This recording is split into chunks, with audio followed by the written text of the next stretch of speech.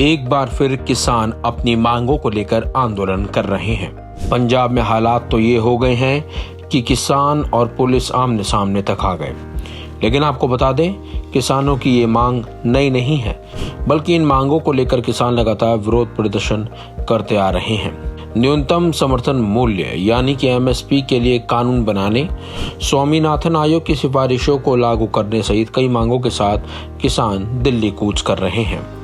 पंजाब हरियाणा के किसानों को रोकने के लिए दिल्ली की सीमा को छावनी में वैसे तो तब्दील कर दिया गया है, वहीं केंद्र सरकार ने अपनी तरफ से कई तरह के बंदोबस्त भी किए हैं, लेकिन किसान तमाम बाधाओं को पार करते हुए आगे बढ़ रहे हैं। हैरानी की बात तो ये है कि ये सब किसान मसीहा चौधरी चरण सिंह और हरित क्रांति के जनक एमएस स्वामीनाथन को भारत रत्न से सम्मानित किए जाने की घोषणा के कुछ दिन बाद ही हो रहा है।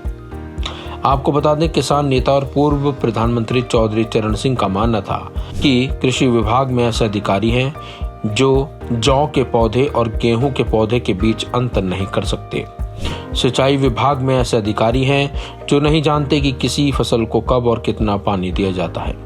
चरण सिंह ने मार्च 1947 में why 60% of service should be reserve for sons of cultivators शीर्षक से एक दस्तावेज तैयार किया था। चरण सिंह चाहते थे कि 7% सरकारी नौकरी और सरकारी शिक्षण संस्थानों की सीटों को किसान परिवारों के लिए आरक्षित कर दिया जाए।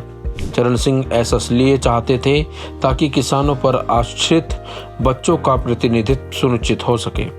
इंडियन एक्सप्रेस पर प्रकाशित अपनी एक रिपोर्ट में हरीश दामोदरन बताते हैं कि चरण सिंह ने किसानों के लिए कोटा की मांग सबसे पहले अप्रैल 1939 में उत्तर प्रदेश कांग्रेस विधायक दल की कार्यकारी समिति की समक्ष की थी। तब उन्होंने 50% का प्रस्ताव रखा था। उनके इस प्रस्ताव का विरोध हुआ था, लेकिन विरोध का कारण कोटा की मांग नहीं, बल्कि सिर्फ किसानों के बच्चों के लिए कोटा की मांग थी। सिंह ने अपने प्रस्ताव में भूमिहीन मजदूरों को शामिल नहीं किया था, जो 1951 की जनगणना में कुल कृषि कार्य बल का 28.1% थे।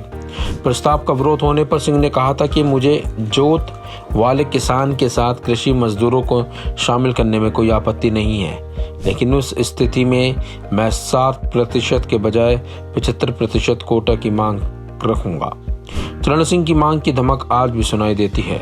आए दिन जाट, मराठा, पाटीदार और कापू जैसी जमींदार किसान जातियां खुद को आरक्षण का हकदार बताते हुए ओबीसी दर्जे की मांग करती हैं। आपको बता दें, चौधरी चरण सिंह एक जाट नेता थे, लेकिन उन्होंने कभी खुद को उस समुदाय के व्यक्ति के रूप में पेश नहीं किया। उन्होंने किसानों के पूरे वर्ग, विशेष रूप से मुस्लिम, अहीर, जाट, गुज्जर और राजपूत समुदाय के मध्यम वर्गीय किसानों के हक की बात की थी। अपनी इस नीति से उन्होंने सिर्फ जाट ही नहीं, बल्कि इन सभी जातियों के किसानों को अपना प्रिय बना लिया था।